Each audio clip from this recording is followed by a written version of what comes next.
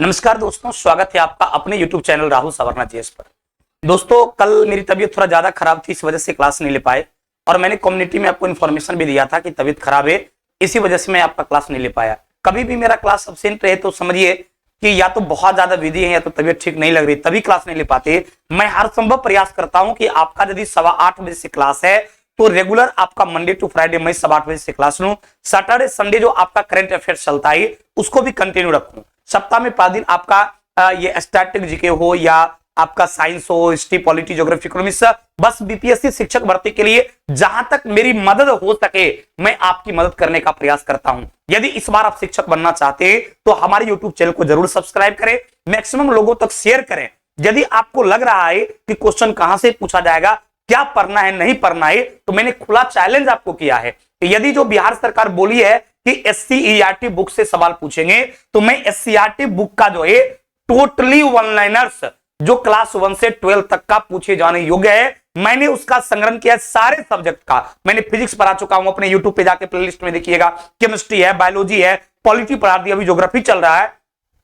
इसके बाद फिर मैं आपको हिस्ट्री पढ़ा दूंगा, फिर आपका कुछ स्टैटिक टाइप का चीजें पढ़ा दूंगा और करंट अफेयर्स भी सैटरडे संडे लगातार चली रही है। यदि आप सफल होना चाहते हैं तो ये 80 नंबर जो है वो हमारी चैनल आपको दिलवा देगी।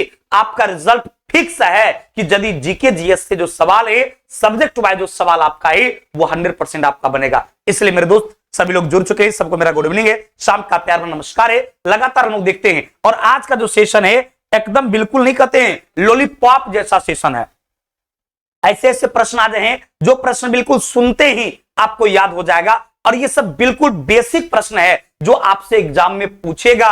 क्लास 5 का, क्लास 6, क्लास 7 स्टैंडर्ड का बहुत क्वेश्चन आज लाए हैं ताकि आपको 100% याद हो जाए। शुरू से अंत तक आप मेरे साथ बने रहेंगे। चलिए मेरे दोस्त, देखिए पहला लाइन कहता है कि बुध ग्रह जो है सूर्य का चक्कर लगाने में सबसे कम समय लेता है। देखिए आपको पता है मेरे दोस्त कि आपका ये सूर्य जो होता है ये सूर्य सौरमंडल का एकमात्र तारा है।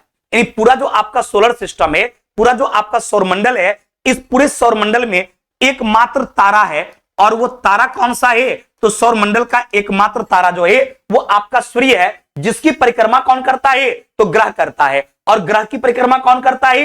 तो उपग्रह करता है। तो सूर्य की परिक्रमा करने में 8 ग्रह का नाम आता है, जिसमें सबसे सूर्य से नजदीक जो है वो आपका बुध है, इसके बाद आपका शुक्र है, इसके बाद पृथ्वी है, इसके बाद आपका मंगल है, इसके बाद बृहस्पति है, शनि है, अरुण है और वरुण है। तो सबसे दूर की यदि बात किया जाए तो सूर्य से सबसे दूर का जो ग्रह है वो आपका वरुण है। और सूर्य से सबसे नजदीक की बात किया जाए तो सबसे नजदीक का जो ग्रह है वो बुध है। यानी सूर्य की परिक्रमा बुध जो है ये सबसे कम समय में करता है और वरुण जो है सबसे ज्यादा समय में करता है। सूर्य से सबसे नजदीक का ग्रह जो है वो आपका बुध है और सबसे दूर का ग्रह कौन है? वरुण है। सौरमंडल का सबसे बड़ा ग्रह कौन है? तो बृहस्पति है। और दूसरा सबसे बड़ा ग्रह कौन है? तो शनि है। सूर्य का 5वां सबसे बड़ा ग्रह जो है पृथ्वी है। पृथ्वी को शुक्र की वाहन कहा जाता है, शुक्र को सुबह और शाम का तारा कहा जाता है। ये जितना भी स्टेटमेंट बोले हैं ये सब कई बार मतलब मल्टीपल टाइम्स जो है ये आपके एग्जाम में पूछा गया सवाल है। इसलिए सारे स्टेटमेंट को एकदम दिमाग में रखिएगा। आज उसी तरह का बेहतर क्वेश्चन जो है ये कलेक्शन लेकर बस आपके लिए लाए हैं। यदि आपको ये सेशन अच्छा लगे और आप नए हैं तो जरूर सब्सक्राइब कीजिए, शेयर कीजिए, लाइक कीजिए हमारी और कमेंट कीजिए ताकि मैं आपके दोस्तों तक भी पहुंच सकूं और उसे भी शिक्षक बनने का जो सपना है ये सपना उनका स्वीकार हो सके। तो क्लियर हो गया कि कौन सा ग्रह सूर्य की परिक्रमा सबसे कम समय में करता है? तो बुध ग्रह जो है वो सूर्य की परिक्रमा सबसे कम समय में करता है। अगला है सबसे तीव्र गति से सूर्य का चक्कर लगाने वाला ग्रह कौन सा है? जो सबसे तेजी से शुक्र सूर्य का चक्कर लगाता है वो आपका बुध ग्रह है, क्योंकि बुध सूर्य से सबसे नजदीक का ग्रह है। नहीं, अरुण ग्रह का अधिक अक्षीय झुकाव जो है वो सबसे अधिक है। क्वेश्चन आपसे पूछता है कि कौन ऐसा ग्रह है जिसका अक्षीय झुकाव सबसे ज्यादा रहता है? तो आप आंसर याद रखिएगा कि आपका जो है ये अरुण ग्रह जो है इसका अक्षीय झुकाव जो है वो सबसे अधिक होता है। और इसके बाद किसका होता है? तो सबसे पहले सबसे ज्यादा झुकाव था इसका प्लूटो का। जब से प्लूटो को ग्रह की श्रेणी से हटा दिया गया तब से आपका कौन सा आ गया? तब से आपका अरुण आ गया। चंद्रमा के सदृश दिखाई देने वाला कौन सा ग्रह है? यानी चंद्रमा के सदृश मतलब कि चंद्रमा के समान ही दिखाई देने वाला एकमात्र ग्रह है और उस ग्रह का नाम क्या है भाई? तो उस ग्रह का नाम बुध है। याद हो रहा है ना बाबू? एकदम ये सारा वेरी वेरी इंपॉर्टेंट क्वेश्चन है। जो क्वेश्चन भी आपको दिख रहा है एकदम इंपॉर्टेंट क्वेश्चन है, किसी भी स्थिति में यह आपको याद होना चाहिए। क्वेश्चन एग्जाम में पूछा जाएगा कि चंद्रमा के सदृश दिखाई देने वाला ग्रह कौन सा है, तो आप आंसर क्या दोगे? बुध है। फिर क्वेश्चन पूछेगा कि अक्षीय झुकाव सबसे ज्यादा किस ग्रह का है? अरुण का है। पहले किसका था? प्लूटो का था। जब प्लूटो को ग्रह की श्रेणी से हटा दिया गया तो फिर आपका अरुण आ गया। सौर मंडल का शुक्र ग्रह जो है लगभग पृथ्वी जितना बड़ा है उतना ही बड़ा है।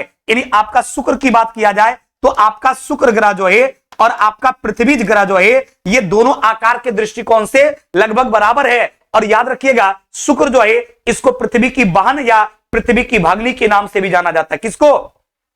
आपका शुक्र ग्रह जो है उसको पृथ्वी की बहन या पृथ्वी की भागनी कहा जाता है, क्योंकि आकार के दृष्टिकोण से पृथ्वी और शुक्र जो है ये दोनों क्या है? आपका समान है। शुक्र को पृथ्वी की बहन कहा जाता है। मैंने अभी तुरंत चर्चा किया कि आपका शुक्र ग्रह जो है वो पृथ्वी का क्या कहलाता है? बहन या पृथ्वी की भागनी के नाम से जाना जाता है। पक्का ना बाबू? चलिए एकदम याद होते जा रहा है ना। शुक्र को कहा जाता है शाम का तारा। याद रखिएगा क्वेश्चन पूछता है कि मॉर्निंग एंड इवनिंग स्टार के नाम से कौन जाना जाता है? यानी सुबह का तारा और शाम के तारा के नाम से किसे जाना जाता है? तो याद रखिएगा सुबह और शाम का तारा जो है वो शुक्र को कहा जाता है। किसे कहा जाता है? सुबह व शाम का तारा जो है वो आपको शुक्र को कहा जाता है। शुक्र सबसे चमकदार ग्रह है। आपका शुक्र ग्रह जो है याद रखना मेरे दोस्त, आपका शुक्र ग्रह जो है ये सबसे ज्यादा चमकीला ग्रह है। ये इतना ज्यादा चमकता है, इतना ये सुंदर लगता है कि शुक्र को सौंदर्य की परी कहा जाता है। क्वेश्चन एग्जाम में पूछा जाता है कि सौंदर्य की परी के नाम से किसे जाना जाता है,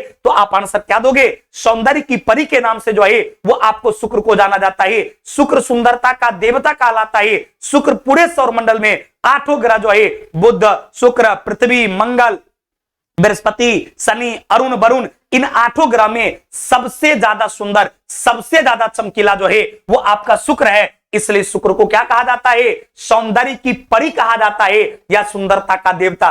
एकदम स्टार मार के सब पॉइंट कॉपी में नोट कर लेना मेरे दोस्त, और एकदम दिमाग में रखना। 1 से 2 बार यदि आप इस वीडियो को अच्छी तरीका से आप खाते पीते सोते बैठते सुन लेते हैं तो 100% आपको याद हो जाएगा कि सबसे चमकीला ग्रह कौन सा है? शुक्र है। सौंदर्य का देवता किसे कहा जाता है? शुक्र को कहा जाता है। नहीं, सौंदर्य की परी किसे कहा जाता है? शुक्र को कहा जाता है। सुंदरता का देवता किसे कहा जाता है? तो शुक्र को कहा जाता है। नहीं, यूरोप वासी जो है शुक्र ग्रह की पूजा जो है देवी के रूप में करते हैं। मैंने अभी तुरंत बताया कि यह सुंदरता का देवता के रूप में जो है इसकी पूजा की जाती है।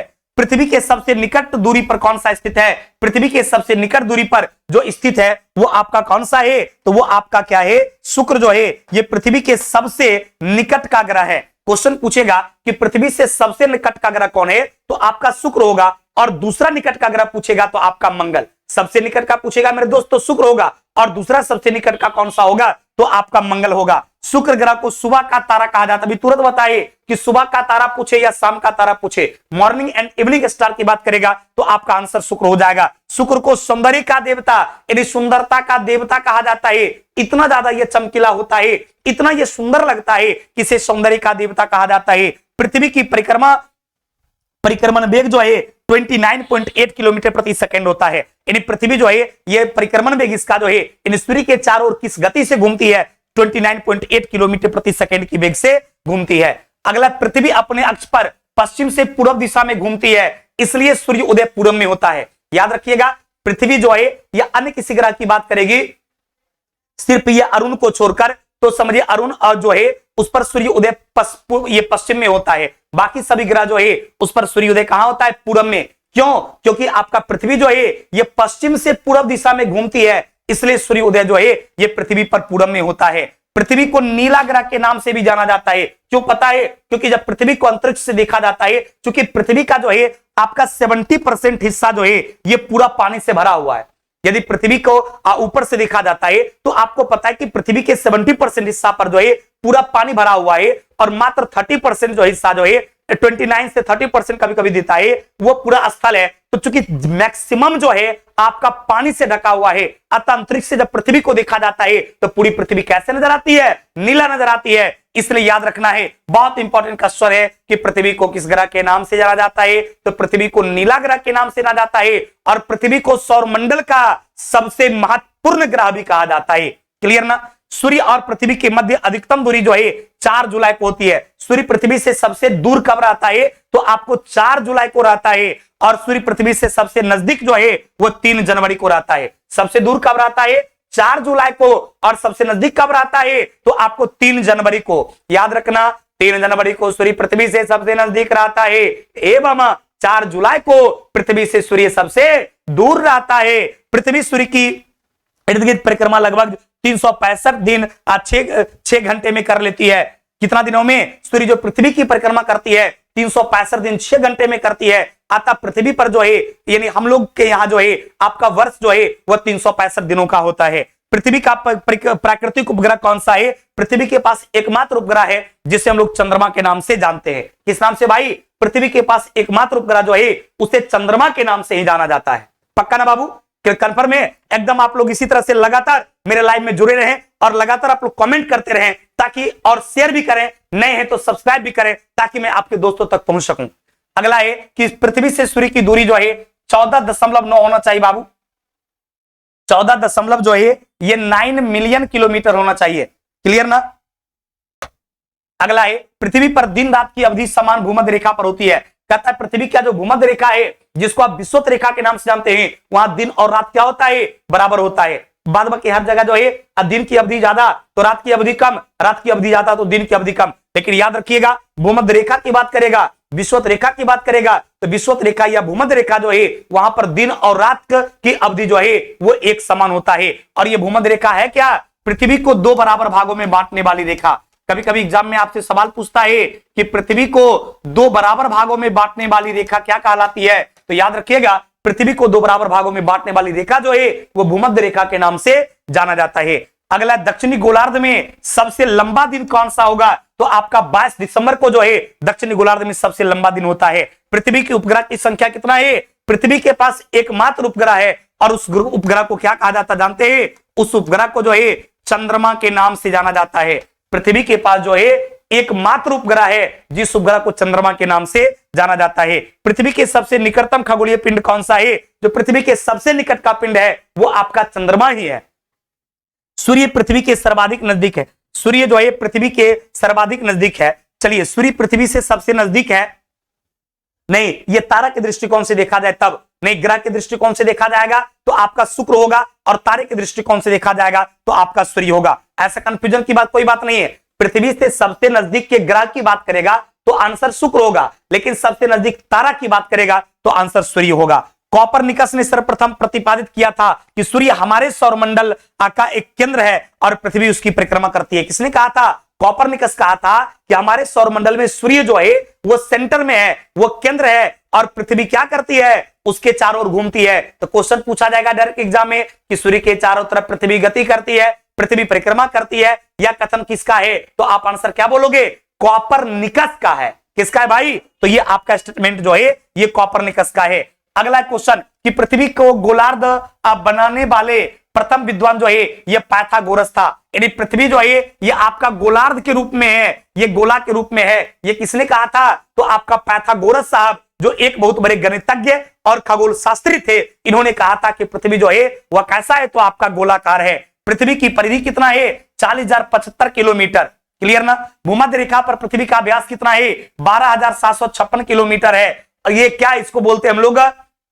विषुवतीय व्यास। और ध्रुवीय व्यास की बात करेगा तो 12,713 किलोमीटर है और उसका डिफरेंस कितना हो जाएगा? 43 किलोमीटर का। याद रखिएगा, 12,756 किलोमीटर जो है ये भूमध्य रेखा पर पृथ्वी का व्यास है। वही ध्रुवीय व्यास की बात करेगा 12,713 किलोमीटर। ध्यान रखिएगा, यदि ध्रुवीय व्यास की बात करेगा कि उसका ध्रुवीय व्यास कितना है तो उसका ध्रुवीय व्यास जो है ये 12,713 किलोमीटर है। कितना किलोमीटर भाई? 12,713 किलोमीटर। और इन दोनों को जब घटाइएगा तो क्या निकल जाएगा? आपका 43 किलोमीटर हो जाएगा। सर्वप्रथम पृथ्वी की त्रिज्या नापने वाले विद्वान कौन थे? इरेटोस्थनीज साहब जो हैं, जिसको ज्योग्राफी का बाप भी माना जाता है, इन्होंने ही सबसे पहले क्या किए थे? पृथ्वी की त्रिज्या को मापे थे। क्वेश्चन पूछा जाएगा कि पृथ्वी की त्रिज्या नापने वाले पहले वैज्ञानिक कौन थे? तो आप आंसर क्या बोलोगे? इरेटोस्थनीज साहब जो है ये पृथ्वी की त्रिज्या मापने वाले पहले वैज्ञानिक थे। पृथ्वी का विषुवतीय व्यास कितना है? तो आपको 12,756 किलोमीटर और ध्रुवीय व्यास कितना है? 12,713 किलोमीटर। दोनों का अंतर कितना का है? तो 43 किलोमीटर। पृथ्वी को उसके काल्पनिक अक्ष पर घूमने को क्या कहा जाता है? पृथ्वी जो अपने एक्सिस पर घूमती है उसको घूर्णन कहा जाता है, और जब वो सूर्य के चारों ओर घूमती है तो उसको परिक्रमण कहा जाता है। अपने अक्ष पर घूमेगी तो घूर्णन कहलाएगा, और सूर्य के चारों ओर घूमती है तो क्या कहलाता है? वो आपका परिक्रमण कहलाता है। एरिस्टोटल ने पृथ्वी पहली बार कहा कि पृथ्वी गोल है। पृथ्वी गोल है किसने कहा था? एरिस्टोटल ने कहा था। और पृथ्वी को गोलाकार किसने बताया था? तो आपको पाइथागोरस ने। पृथ्वी को गोलाकार किसने बताया था? तो ये पाइथागोरस ने। और अरस्तु ने क्या कहा था पहली बार? कि पृथ्वी क्या है? पृथ्वी जो है वो गोल है। पृथ्वी की अतिरिक्त मंगल ग्रह पर वायुमंडल पाया जाता है। पृथ्वी के अलावा कौन सा ग्रह है जिस पर वायुमंडल पाया जाता है? तो याद रखिएगा आपका मंगल ग्रह जो है इस ग्रह पर वायुमंडल पाया जाता है। बिल्कुल ये ज्योग्राफी का सारा बेसिक चीजें हैं जो आपसे 1 to 5 में 100% पूछेगा, और जिसका 6 to 8 होगा उसके लिए भी बहुत फायदा कारक है, क्योंकि बिल्कुल 5, 6 का ये बेसिक चीजें हैं जो एकदम आपको याद हो जाएगा। बस कभी भी खाते पीते सोते इस वीडियो को चलाकर जरूर सुनिए। वीडियो देखना जरूरी नहीं है लेकिन सुनना जरूरी है। ईयरफोन लगाकर या ऐसे भी आप इसको सुनिए, 100% याद हो जाएगा। और हमारा कोई वीडियो है चाहे वो साइंस का हो या पॉलिटिकल का कोई भी हो जो बिहार शिक्षक भर्ती के लिए है वो आपके लिए इंपॉर्टेंट है। यदि आप उसका रिवीजन करते हैं तो समझिए एग्जाम में कोई दुनिया की कोई ताकत ऐसा पैदा नहीं जो आपके रिजल्ट को तोड़ देगा। और यदि आप नहीं देख पाइएगा तो बाद में पछताइएगा मत, क्योंकि फिर पछताए होत क्या जब चिड़िया चुग गई खेत। क्योंकि एससीईआरटी बुक में कितना मेहनत करके एक एक लाइन को निकालते हैं और तब जाकर पढ़ाते हैं। इतना आप खुद अपने लिए मेहनत नहीं कर पाइएगा जितना लिए हम आपका मेहनत करते हैं और अपने साथियों से करवाते हैं, ताकि सब कुछ किया हुआ आपको 100% मिल जाए। क्लियर ना? अगला है कि लाल रंग का दिखाई देने वाला ग्रह कौन सा है? तो आपका मंगल जो है इसको लाल ग्रह कहा जाता है। पृथ्वी को नीला ग्रह कहा जाता है। शुक्र को चमकीला ग्रह कहा जाता है। बृहस्पति को पीला ग्रह कहा जाता है। शनि को काला ग्रह कहा जाता है। अरुण और वरुण को हरा ग्रह कहा जाता है। तो प्रत्येक ग्रह का जो उपनाम है ये कई बार आपसे परीक्षा में पूछा गया, इसलिए याद रखिएगा फिर एक बार। नहीं, शुक्र को क्या कहा? शुक्र को चमकीला ग्रह कहा जाता है। मंगल को लाल ग्रह कहा जाता है। पृथ्वी को नीला ग्रह कहा जाता है। बृहस्पति को पीला ग्रह कहा जाता है। शुक्र को ये चमकीला ग्रह कहा जाता है। शनि को काला ग्रह कहा जाता है। अरुण और वरुण को हरा ग्रह के नाम से जाना जाता है। पक्का ना? चलो आगे बढ़ते हैं। अगला कहता है आपका कि पृथ्वी के अतिरिक्त मंगल ग्रह पर मानव जो है उपस्थित की संभावना है। यानी पृथ्वी के अलावा जब उम्मीद किया जाए कि किस ग्रह पर जो है संभावना हो सकती है लाइफ का, तो याद रखिएगा पृथ्वी के अलावा जो है मंगल ग्रह पर जीवन की संभावनाएं हो सकती है। अगला है पहली बार मंगल ग्रह पर उतरने वाला अंतरिक्ष यान कौन था? उसका नाम था पाथफाइंडर। क्वेश्चन पूछेगा वह अंतरिक्ष यान जो पहली बार मंगल पर उतरा था उसका नाम क्या था? तो पाथफाइंडर था। कौन था मेरे दोस्त? तो आपका पाथफाइंडर था। अगला है कि बृहस्पति ग्रह पर लाल धब्बे अशांत बादल संकेत के सूचक हैं। यानी बृहस्पति ग्रह पर जो है लाल धब्बा जो दिखता है वो अशांत बादल का जो है ये संकेत का सूचना करता है।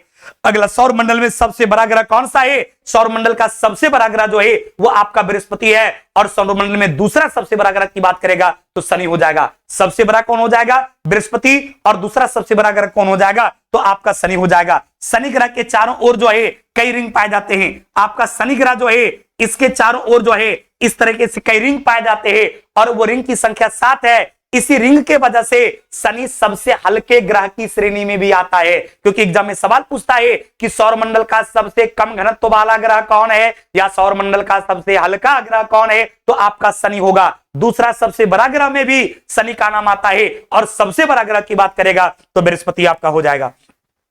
शनि ग्रह के चारों ओर जो वलय पाए जाते हैं इसकी संख्या कितना है? तो मेरे दोस्त मैंने अभी तुरंत बताया था कि शनि ग्रह के पास जो वलय है, वलय इन द सेंस रिंग जिसको कहते हैं, गोलाकार छल्ला जो है इसकी संख्या 7 है। और सबसे कम घनत्व वाला ग्रह में शनि का नाम आता है। शनि पानी पर भी आसानी से तैर सकता है। ये इतना हल्का ग्रह है शनि, ये पानी पर भी आसानी से मेरे दोस्त तैर सकता है। शनि ग्रह को सर्वप्रथम गोलीय खगोल शास्त्रियों ने देखा था। शनि ग्रह को सर्वप्रथम जो है ये गैलीलियो खगोल शास्त्री ने देखा था। क्वेश्चन पूछेगा कि शनि ग्रह को देखने वाले पहले वैज्ञानिक कौन थे? तो आपका गैलीलियो साहब थे जिन्होंने सबसे पहले शनि ग्रह को देखा था। अगला है नंगी आंखों द्वारा दिखने वाला सबसे दूर का ग्रह कौन सा है? शनि। यानी खुले आंखों से हम लोग 5 ग्रह को देख सकते हैं, बुध को, शुक्र को, पृथ्वी को, मंगल को और किसको?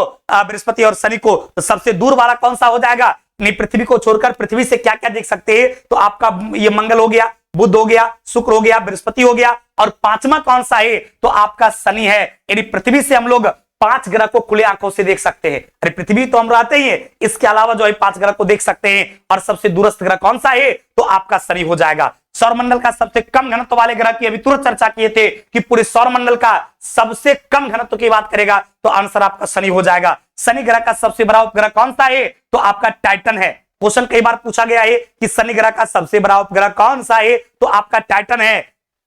यूरेनस की खोज किसने किया था? हर्सेल नाम के वैज्ञानिक ने यूरेनस का को हिंदी में क्या बोलते हैं? यूरेनस को अरुण कहा जाता है और नेपच्यून को वरुण कहा जाता है। तो यूरेनस बोले तो अरुण ग्रह, और अरुण ग्रह को क्या कहा जाता है? तो अरुण ग्रह को हरा ग्रह के श्रेणी में रखा गया है। और इसका खोज किसने किया था? तो आपका हर्सेल ने किया था। शनि सर्वाधिक गैसों से घिरा हुआ ग्रह है। सबसे अधिक गैसों से घिरे हुए ग्रह में किसका नाम आता है? तो शनि का नाम आता है। यूरेनस जो है सूर्य के चारों ओर एक चक्कर जो है 84 वर्षों में लगाता है। क्वेश्चन पूछेगा कि सूर्य के चारों ओर शनि जो है कितने वर्षों में चक्कर लगाता है? तो आपको 84 ईयर्स में, 84 वर्ष में लगाता है। सौरमंडल का सबसे छोटा उपग्रह कौन है? तो आपका डिमोस है, जो कि क्या है? मंगल का भी सबसे छोटा उपग्रह है। ध्यान रखें, पूरे सौरमंडल में पूछा जाए कि पूरे सौरमंडल का सबसे छोटा ग्रह कौन है, यानी छोटा उपग्रह कौन है, तो उसमें डिमोस का नाम आता है। और वो मंगल ग्रह का भी क्या है? सबसे छोटा उपग्रह की श्रेणी में आता है। सूर्य के इर्द गिर्द परिक्रमा में वरुण ग्रह जो है सबसे अधिक समय लेता है। मैंने पहले आपको बताया था कि सूर्य से सबसे दूर के ग्रह की बात किया जाएगा, उसमें वरुण का नाम आता है। और सूर्य की परिक्रमा सबसे लंबे समय में, यानी सबसे अधिक समय में कौन करता है? तो वरुण ही करता है। जबकि सूर्य की परिक्रमा सबसे कम समय में कौन करता है? बुध करता है। और सूर्य से सबसे नजदीक का ग्रह कौन है? तो बुध ग्रह है। और सबसे दूर का ग्रह कौन है? तो आपका वरुण है। यानी सबसे पहले जो है ये आपका मरकरी है, और सबसे दूर कौन है? तो आपका वेनस है। अगला कहता है कि पश्चिम की ओर भ्रमण करने वाले ग्रह में किसका नाम आता है? यानी पूरब से पश्चिम की ओर भ्रमण जो करता है उसमें अरुण का नाम आता है। इसलिए अरुण ग्रह पर सूर्योदय पश्चिम में होता है। जबकि पृथ्वी के बारे में मैंने बताया, या अन्य ग्रह के बारे में मैंने बताया कि सूर्योदय पूरब में होता है। अरे पृथ्वी पर सूर्योदय किधर होता है? पूरब में। लेकिन याद रखिएगा अरुण जो है इस पर सूर्योदय पश्चिम में होता है। क्लियर ना? अरुण को क्या कहा जाता है? लेटा हुआ ग्रह के नाम से भी जाना जाता है और हरा ग्रह के नाम से भी जाना जाता है। अन्य ग्रह की अपेक्षा विपरीत दिशा में घूमने वाले ग्रह में किसका नाम आता है? अरुण का, अर्थात यूरेनस का नाम आता है, क्योंकि सभी ग्रह पश्चिम से पूर्व दिशा में घूमती है, जबकि अरुण ग्रह जो है ये पूर्व से पश्चिम दिशा में घूमती है। इसलिए अरुण ग्रह पर सूर्योदय कहां होता है? तो पश्चिम में होता है। पक्का ना बाबू? एकदम याद होते जा रहा है? तो एकदम इसी तरह से लगातार आप लोग कमेंट में बने रहिए, पूरी वीडियो को अच्छी तरीका से देखिए, बहुत मजा आएगा। और यकीन कीजिए यदि आप इस तरह से अच्छी तरीका से पूरी क्लास को देख लेते हैं, हर एक वीडियो को आप याद कर लेते हैं, तो दुनिया की कोई ताकत आपके रिजल्ट को नहीं रोकेगी। यदि आपको रिजल्ट चाहिए तो एक दिन पढ़ने से नौकरी नहीं होगा, लेकिन एक दिन नौकरी जरूर हो जाएगा यदि आप लगातार मेहनत करते रहते हैं। तो इसलिए आप लोग लगातार मेहनत अपने लिए और अपने माता पिता के लिए जरूर कीजिए। अगला है अरुण ग्रह को क्या कहा जाता है? हरा ग्रह कहा जाता है। और वरुण ग्रह को भी हरा ग्रह, यानी अरुण और वरुण जो है इस दोनों को हरे ग्रह की श्रेणी में रखा गया है। मीथेन गैस की उपस्थिति के कारण जो है अरुण ग्रह को हरा ग्रह कहा जाता है। यानी आपका अरुण ग्रह पर भी और वरुण ग्रह पर भी क्या है? मीथेन गैस की प्रधानता है। इसलिए अरुण और वरुण को क्या कहा जाता है? हरा ग्रह की श्रेणी में रखा गया है। सौर परिवार के यूरेनस ग्रह जो है सबसे अधिक ठंडा है। आपका अरुण और वरुण की बात किया जाएगा, यह सबसे ठंडा ग्रह है। और सबसे गर्म ग्रह की बात करेगा तो शुक्र होगा। याद रखना मेरे दोस्त, कई बार एग्जाम में पूछा गया है कि सबसे गर्म ग्रह कौन है? तो शुक्र। और सबसे ठंडा ग्रह कौन है? तो अरुण और वरुण। अरुण वरुण में दोनों ऑप्शन हो तो उनमें से दोनों हो जाएगा, कोई एक हो तो आंसर एक ही होगा। लेकिन सबसे गर्म ग्रह में याद रखिएगा सबसे गर्म ग्रह आपका शुक्र होगा। जबकि आपको पता है कि सूर्य से सबसे नजदीक बुध है, लेकिन बुध सबसे गर्म ग्रह नहीं है। कहेंगे सर क्यों? क्योंकि बुध ग्रह के पास सौरमंडल ही नहीं है, इसलिए बुध सबसे गर्म ग्रह नहीं है। पक्का कौन है? तो आपका शुक्र जो है वो सबसे गर्म ग्रह है। सौरमंडल का बाह्य ग्रह कौन सा है? सबसे दूर का ग्रह या सबसे बाह्यतम ग्रह कौन है? तो नेपच्यून है। नेपच्यून बोले जिसको हिंदी में क्या बोलते हैं? नेपच्यून को हिंदी में कहते हैं वरुण ग्रह। कौन भाई? तो आप वरुण ग्रह कहते हैं। अरुण और वरुण ग्रह जो है सहोदर भाई के नाम से, जैसे हम आपको पृथ्वी और शुक्र के बारे में बताए कि पृथ्वी और शुक्र को जुड़वा बहन कहा जाता है या भगिनी कहा जाता है, उसी तरह से अरुण और वरुण जो है इसको सहोदर भाई के नाम से जाना जाता है। यम जिसको आप प्लूटो कहते हैं, कुबेर कहते हैं, इसकी खोज जो है 1930 में जो है क्लाइड टॉम्बैक के द्वारा की गई थी। और वर्तमान समय में जो है ये प्लूटो को जानते क्या कहां रखा गया है? बौना ग्रह की श्रेणी में। कई बार क्वेश्चन एग्जाम में पूछा गया है कि प्लूटो को किस श्रेणी में रखा गया है? तो प्लूटो को बौने ग्रह की श्रेणी में रखा गया है, क्योंकि ये सूर्य की परिक्रमा जो है एक निश्चित अवधि में नहीं कर पाती थी और अन्य ग्रह से भी जाकर टकरा जाती थी, इसलिए प्लूटो जो है, जिसको आप यम या कुबेर कहते हैं, इसे बौने ग्रह की श्रेणी में रखा गया है। चंद्रमा को खगोलीय पिंड की रात की रानी, चंद्रमा को क्या कहा जाता है? चंद्रमा को रात की रानी कहा जाता है, क्योंकि रात में जब चंद्रमा की रिफ्लेक्टेड प्रकाश पृथ्वी पर आती है तो चंद्रमा काफी अच्छा लगती है और मौसम बहुत सुहावना लगता है, इसलिए रात की रानी किसे कहा जाता है? तो चंद्रमा को रात की रानी के नाम से जाना जाता है। पृथ्वी एवं चंद्रमा के बीच स्थित अंतरिक्ष को जो है आपका सिसलुनर के नाम से, किस नाम से? तो सिसलुनर के नाम से जाना जाता है। किसको? बीच के अंतरिक्ष को, चंद्रमा और पृथ्वी के बीच के अंतरिक्ष को। सी ऑफ ट्रिंक्विलिटी कहां पर स्थित है? एक चंद्रमा पर गाढ़ा गर्त है जिसको सी ऑफ ट्रिंक्विलिटी के नाम से जाना जाता है। यानी एक जीवाश्म ईंधन पाया जाता है चंद्रमा पर, या एक बहुत गड्ढा, चंद्रमा को गौर से देखिएगा तो उस पर लगेगा कोई पेड़ है या कोई गड्ढा गर्त जो है, उसी को सी ऑफ ट्रिंक्विलिटी के नाम से जाना जाता है। चंद्रमा जो है ये पृथ्वी का एक चक्कर लगभग जो है 27.3 दिन में लगाती है। चंद्रमा पृथ्वी की परिक्रमा जो है 27.3 दिन लगाता है, इन्हें 27 दिन 3 घंटे में लगाता है। चंद्रमा से पृथ्वी तक प्रकाश को पहुंचने में 1.2 सेकंड का समय लगता है। चंद्रमा की प्रकाश को पृथ्वी तक पहुंचने में जो है 1.2 सेकंड लगता है, जबकि सूर्य की प्रकाश को पृथ्वी तक पहुंचने में 8 मिनट 20 सेकंड का समय लगता है। कई बार ये क्वेश्चन पूछा गया है कि सूर्य के प्रकाश को पृथ्वी तक पहुंचने में कितना समय लगता है? तो 8 मिनट 20 सेकंड का समय लगता है। कहीं कहीं पर 8 मिनट 19 सेकंड भी देता है, बहुत कंफ्यूजन नहीं करना है। 8 मिनट 19 सेकंड या 8 मिनट 20 सेकंड आप याद रखिएगा। चंद्रमा को आकाशीय पिंड का पृथ्वी पत्र भी कहा जाता है, यानी चंद्रमा जो है इसको आकाशीय पिंड का क्या कहा जाता है? पृथ्वी पत्र के नाम से भी जाना जाता है। अगला हाइली नामक धूमकेतु जो है इसका आवर्तकाल 76 वर्षों का होता है, यानी हाइली नामक धूमकेतु अर्थात पुच्छल तारा जो है 76 वर्षों में दिखाई देती है। अब ये 2062 में दिखाई देगी। क्वेश्चन पूछता है कि हाइली नामक पुच्छल तारा जो है ये कब दिखाई देगी? तो आप आंसर क्या बोलोगे? 2062 में दिखाई देगी। हाइली नामक पुच्छर तारा कब दिखाई देगी? तो 2062 में दिखाई देगी। मंगल एवं बृहस्पति ग्रह के मध्य सूर्य की परिक्रमा करने वाले खगोलीय पिंड को जो है क्षुद्र ग्रह कहा जाता है। यदि मंगल और बृहस्पति ग्रह के बीच असंख्य छोटा छोटा पिंड है उसे क्षुद्र ग्रह कहा जाता है। और सबसे बड़ा क्षुद्र ग्रह जो है उसका नाम जानते क्या है? सबसे बड़ा क्षुद्र ग्रह जो है उसे सेरस के नाम से जाना जाता है। यानी जैसे ये आपका मंगल ग्रह हो गया और ये आपका बृहस्पति ग्रह हो गया, इसके बीच इस तरह के असंख्य छोटे छोटे पिंड हैं, तो मंगल और बृहस्पति ग्रह के बीच असंख्य छोटा छोटा पिंड जो है इसको क्षुद्र ग्रह कहा जाता है। और सबसे बड़ा क्षुद्र ग्रह कौन सा है? तो आपका सेरस है। एक कैलेंडर वर्ष में अधिक से अधिक जो है 7 जो है ग्रह हो सकते हैं। एक अधिक से अधिक कितना ग्रह होता है? तो 7 ग्रहण। ये साल में बाबू 7 होगा कि इस 7 जो है ये ग्रहण लग सकता है। एक यानी 1 ईयर में मैक्सिमम 7 बार ग्रहण लगता है। सूर्य ग्रहण के दिन जो है डायमंड रिंग की घटना घटती है। क्वेश्चन पूछता है कि सूर्य ग्रहण के दिन कौन सी घटना घटेगी? तो डायमंड रिंग की घटना होती है। जब पृथ्वी और सूर्य के मध्य चंद्रमा आ जाती है तो उस ग्रहण को क्या कहा जाता है? सूर्य ग्रहण कहा जाता है। और जब पृथ्वी और चंद्रमा के बीच में सूर्य आ जाती है तब उसको चंद्र ग्रहण कहा जाता है। ध्यान देना, जब पृथ्वी और चंद्रमा के बीच सूर्य आ जाएगा तो चंद्र ग्रहण लगता है, और जब पृथ्वी और सूर्य के बीच में चंद्रमा आ जाएगा तब कौन सा ग्रहण होगा? तो आपका ये सूर्य ग्रहण हो जाएगा। यानी पृथ्वी और सूर्य के बीच में चंद्रमा आ जाएगा तो सूर्य ग्रहण, और पृथ्वी और चंद्रमा के बीच में सूर्य आ जाएगा तो चंद्र ग्रहण कहलाता है। सूर्य ग्रहण के समय सूर्य का किरीट जो है भाग दिखाई, सूर्य ग्रहण के समय सूर्य का जो है जो भाग दिखाई देती है काला टाइप का, उसको कोरोना या किरीट कहा जाता है। जब सूर्य एवं चंद्रमा के बीच पृथ्वी आती है तो कौन सा ग्रहण लगता है? तो उसको चंद्र ग्रहण के नाम से जानते हैं। चंद्र ग्रहण पूर्णिमा के दिन लगती है और सूर्य ग्रहण अमावस्या के दिन। फिक्स है, चंद्र ग्रहण जब भी लगेगा तो याद रखिएगा वो दिन पूर्णिमा होगा, और सूर्य ग्रहण जब भी लगेगा तो याद रखिएगा अमावस्या होगा। क्लियर ना? चलिए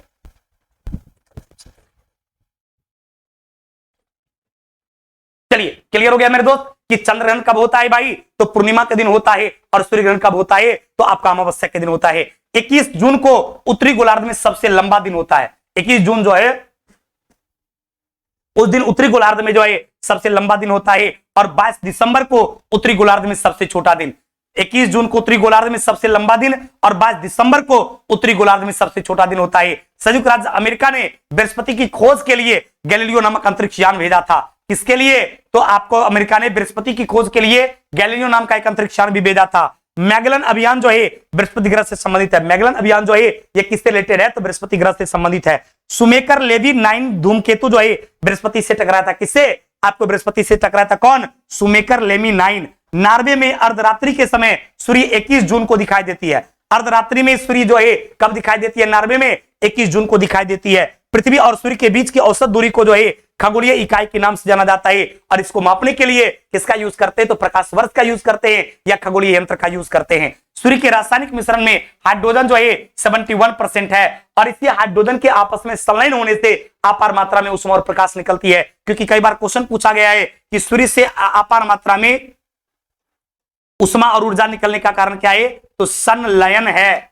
नाभिकीय संलयन की घटना जो है, न्यूक्लियर नाभिकीय संलयन की घटना की वजह से जो है सूर्य से अपार मात्रा में जो है ऊष्मा और प्रकाश का उत्सर्जन होता है। सुपरनोवा विस्फोट क्या है? एक प्रकार का तारा है। उत्तरी ध्रुव की खोज किसने किया था? रॉबर्ट पियरी ने। यह सब क्वेश्चन कई बार एग्जाम में पूछा गया है कि उत्तरी ध्रुव का खोज किसने किया और दक्षिण ध्रुव का। याद रखिएगा, उत्तरी ध्रुव का खोज जो है रॉबर्ट पियरी ने किया था, जबकि दक्षिण ध्रुव का खोज किसने कहा? एमंडसेन ने। दक्षिण ध्रुव का खोज जो है ये एमंडसेन ने किया था, जबकि उत्तरी ध्रुव का खोज किसने किया था? तो आपको रॉबर्ट पियरी ने किया था। दिन व रात होने के लिए पृथ्वी अपने अक्ष पर क्या करता है? घूर्णन करता है, और वर्ष परिवर्तन के लिए जो है पृथ्वी सूर्य की परिक्रमा करता है। यानी पृथ्वी सूर्य की जो चारों ओर घूमता है तो उसको परिक्रमण कहा जाता है, और पृथ्वी जब अपने अक्ष पर घूमती है तो उसको घूर्णन के नाम से जाना जाता है। पृथ्वी अपनी दूरी पर जो है 23 घंटे 56 मिनट 4 सेकंड में एक बार घूम लेती है, अर्थात पृथ्वी अपने अक्ष पर जो है 24 घंटे में क्या करती है? एक बार घूम लेती है। एग्जैक्ट पूछेगा तो ये 23 घंटा 56 मिनट 4 सेकंड हो जाएगा, और एवरेज पूछता है या इस तरह से 24-25 निकालेगा। याद रखिएगा 25, ये 24 घंटे में घूम लेती है। सूर्य की किरणें विषुवत रेखा पर जो है 21 मार्च और 28 सितंबर को क्या होती है? सीधी पड़ती है। अतः विषुवत रेखा पर 21 मार्च और 28 सितंबर को दिन और रात क्या होता है? बिल्कुल बराबर होता है। ध्रुवों पर दिन की अवधि क्या होती है? 6 महीना तक पूरा दिन रहता है, और रात की अवधि भी 6 महीना। 6 महीना ध्रुव पर दिन होता है और 6 महीने की रात होती है। पृथ्वी का ध्रुवीय व्यास उसके विषुवतीय व्यास से कितना कम है? तो पृथ्वी का ध्रुवीय व्यास जो है विषुवतीय व्यास से 43 किलोमीटर कम है। क्योंकि मैंने थोड़ा देर पहले चर्चा किया था कि पृथ्वी का विषुवतीय व्यास जो है 12,756 किलोमीटर, 12,756 किलोमीटर, और ध्रुवीय व्यास 12,700 जो है 13 किलोमीटर। घटा दीजिएगा तो 3 4 कट जाएगा, कट जाएगा, कट जाएगा, तो डिफरेंस कितना का निकला? 43 किलोमीटर का। इसलिए याद रखिएगा पृथ्वी का ध्रुवीय व्यास जो है यह विषुवतीय व्यास से 43 किलोमीटर कम है। विश्व में सर्वप्रथम यूनान वासियों ने भूगोल को व्यवस्थित रूप से जो है प्रदान किया था। प्राचीन भूगोल का जनक जो है हिकैटियस को माना जाता है, और आधुनिक भूगोल का जनक जो है इरेटोस्थनीज को माना जाता है। वर्तमान भूगोल का जनक जो है अलेक्जेंडर वान हम्बोल्ट को कहा जाता है। वर्तमान ज्योग्राफी का पिता जो है अलेक्जेंडर वान हम्बोल्ट को माना जाता है। अगला कहता है कि भौतिक भूगोल का जनक जो है आपको पॉलिडोनियस को कहा जाता है। किसको? पॉलिडोनियस को जो है आपको फिजिकल ज्योग्राफी का पिता माना जाता है। सर्वप्रथम विश्व ग्लोब बनाने का श्रेय जो है मार्टिन बैहम। विश्व का जो ग्लोब बनाया है ये किसने बनाया था? तो आपको मार्टिन बैहम के द्वारा बनाया गया। किसके द्वारा? तो मार्टिन बैहम के द्वारा बनाया गया। पक्का ना बाबू? एकदम इसी तरह से लगातार आप लोग इसको शेयर करते रहिए, एकदम मजा से देखिए, अच्छी तरीका से एक एक लाइन को सुन लेना है मेरे दोस्त। विश्व में सर्वप्रथम भौगोलिक नाम, ये भौगोलिक ज्ञान का विकास जो है भारत में हुआ था। विश्व में सबसे पहले ये भौगोलिक ज्ञान जो है इसका विकास कहां पर हुआ था? तो आपके देश भारत में हुआ था। भूगोल का पिता जो है इरेटोस्थनीज को माना जाता है। किसको? ज्योग्राफी का पिता जो है, भूगोल का पिता इरेटोस्थनीज के को ही माना जाता है। भूगोल के लिए ज्योग्राफिका शब्द का प्रयोग जो है ये इरेटोस्थनीज ने किया था। ज्योग्राफी कहा जाता भूगोल को, ज्योग्राफिका वर्ड जो है ये किसने यूज किया था? तो आपको इरेटोस्थनीज के द्वारा किया गया था। भूगोल पृथ्वी के केंद्र का मानकर अध्ययन करने वाला विज्ञान है, या वारेनियस ने कहा था। किसने? वारेनियस ने कहा था भूगोल जो है पृथ्वी का केंद्र मानकर अध्ययन किया जाता है। ने कांट ने कहा था कि भूगोल जो है भूतल के अध्ययन को। कांट ने क्या कहा था? ज्योग्राफी भूतल का अध्ययन है। मेरे दोस्त इस तरीके से आज ज्योग्राफी का बहुत ही बेस्ट वन लाइनर हम आपके सामने लाने का प्रयास किए। इसी तरीके से आज ये पार्ट 1 था। इस तरीके से आप मेरे साथ बने रहेंगे, जब तक तोड़ेंगे नहीं तब तक छोड़ेंगे नहीं। यकीन कीजिए कि आपको शिक्षक बनाकर ही दम लेंगे यदि आप मेरा साथ दे दीजिए तो। थैंक यू वेरी मच, बहुत बहुत धन्यवाद। फिर मिलते हैं अगले क्लास में।